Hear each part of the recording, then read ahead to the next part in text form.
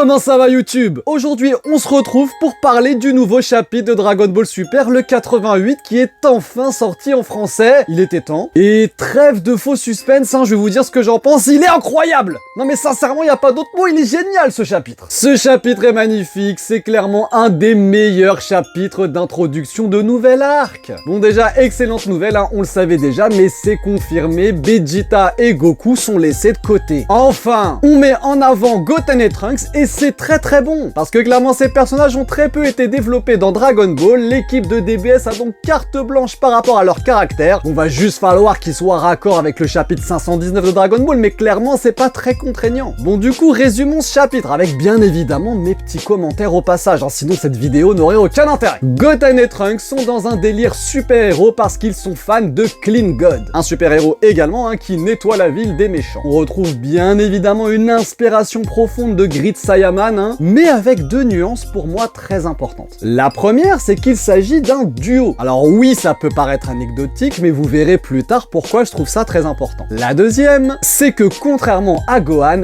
personne n'est au courant de leur initiative. Enfin, sauf Pilaf, mais on s'en fout. Et ça, scénaristiquement, c'est très important. Pour perfectionner leur costume, Trunks demande donc de l'aide à Pilaf et pas à sa mère. On peut donc aisément supposer que pour des besoins scénaristiques, l'auteur avait besoin que ces pratiques restent secrètes. Ensuite, on voit Trunks partir à l'école, ce qui nous donne droit à des petits moments slice of life de Dragon Ball très bien fait, comme d'habitude, mais à mes yeux, ça ne mérite pas que je revienne dessus. Y a rien de ouf à dire là-dessus, c'est bien fait, stop, point barre, merci. Ce qui par contre est très intéressant, c'est la petite discussion entre Goten et Trunks qu'on va avoir juste après. Trunks a réussi à avoir 2 places de cinéma pour aller voir Clean God, leur héros favori qui sort un film au cinéma. Mais Trunks va demander à Goten si au lieu d'y aller avec lui, il l'autorise à y aller avec Mai. Et tout à l'heure, je vous disais que le fait qu'ils soient un duo changeait beaucoup de choses. Et je pensais notamment à ça. Je pense que l'amourette Trunks-Mai, qui pour l'instant n'est qu'unilatérale, va éloigner petit à petit Trunks de Goten. Dragon Ball a toujours été excellent dans les sous-textes simplets. On n'est pas dans des thèmes existentiels à la One Piece, mais c'est de toute façon pas ce qu'on demande à Dragon Ball. Et je trouve que ce thème de l'amour contre l'amitié est très intéressant. Il est plus que probable que cette amourette va avoir des conséquences aussi bien sur leur amitié que sur leurs activités de super-héros. Et ce qui est génial, c'est que c'est montré dès le premier chapitre, on pourra pas dire que ça arrive comme un cheveu sur la soupe, non. De plus, Goten le prend plutôt bien. Et je vais vous dire pourquoi c'est cool qu'ils le prennent bien. Ça montre qu'ils veulent prendre leur temps pour développer ce thème. Thème qui va donc probablement être récurrent tout au long de l'arc, voire même au-delà de cet arc en fait. Parce que bien évidemment, si ça avait été expédié en 3-4 chapitres, ça aurait pas été ouf. Ce sera à mes yeux un thème de fond qui va avancer vraiment doucement. Du coup, à mes yeux, gros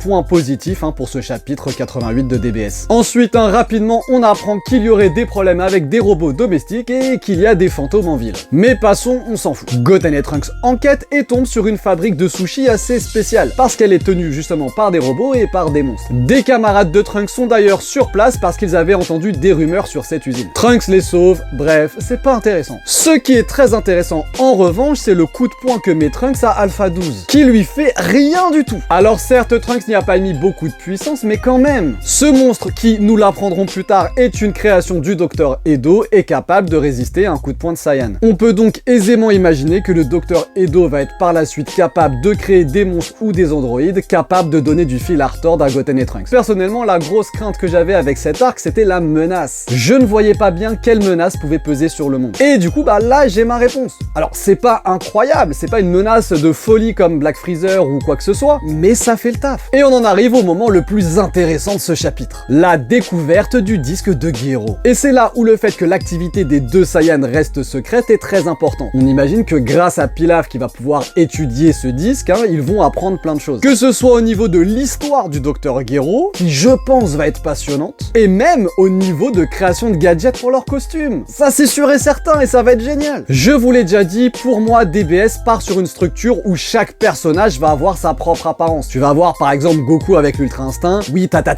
c'est pas une transformation, c'est une technique, mais peu importe, c'est une apparence différente. T'as Vegeta avec l'Ultra Ego, Gohan avec le Beast, Broly avec le Berserker, ou Full Power, appelle-le comme tu veux, je m'en fous. Pour moi, et je vous l'avais annoncé il y a déjà quelques mois au moment de la sortie du film Super Héros, Goten et Trunks auront droit à leur propre apparence également. Et si on part sur un délire technologique avec les costumes de Saiyaman X1 et X2, ouais, allons-y quoi, je valide à 100%. Bref, un chapitre chapitre qui, à mes yeux, pouvait difficilement faire mieux. Honnêtement, par rapport au thème choisi et aux personnages que l'on suit, je vois pas comment l'améliorer. Et pourtant, c'est pas un fan de DBS qui vous dit ça, hein. Moi, j'arrête pas de cracher sur l'œuvre. Enfin, pas tout le temps, hein, mais de façon globale, en tant que gros fan de Dragon Ball, je kiffe pas du tout DBS. Mais attention, je ne dis pas que l'arc va être génial. Je dis simplement qu'il est extrêmement bien parti. En tout cas, je suis ultra méga agréablement hypé par ce chapitre. Je suis très impatient de lire le 89 qui sort le 19 janvier. Moi, je vous dis à dimanche 10h45 pour l'épisode 9 de l'arc Akaishin. C'était le Shogun. Tchuss!